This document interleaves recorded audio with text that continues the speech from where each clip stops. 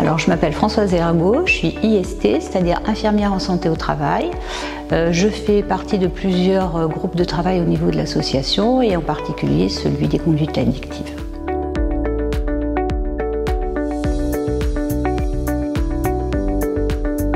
Alors, au cours de l'entretien de suivi des salariés, nous abordons le sujet des addictions. Nous réalisons des interventions brèves pour évaluer la motivation du salarié à arrêter de fumer.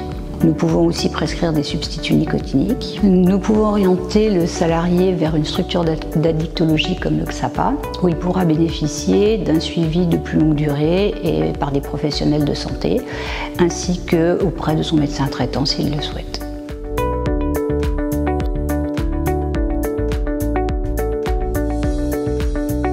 Nous réalisons des interventions en entreprise auprès des salariés, auprès des employeurs, afin de les sensibiliser à l'arrêt du tabac et surtout à l'intérêt de l'arrêt du tabac. Ces sensibilisations font partie de notre offre de services incluse dans la cotisation annuelle des employeurs.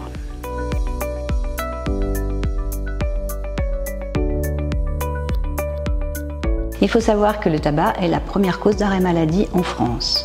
Ces arrêts maladie peuvent être dus à des affections pulmonaires, de l'artérite, des infarctus, de la bronchite chronique, une BPCO, le cancer bien sûr. L'employeur a donc tout intérêt à se soucier de la santé de ses salariés et la démarche de prévention en fait partie.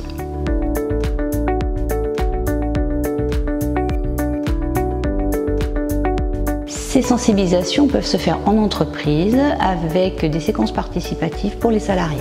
On parle des risques liés au tabac, on parle aussi des bénéfices liés à l'arrêt du tabac et de l'accompagnement que les services de santé au travail peuvent apporter et sous quelle forme.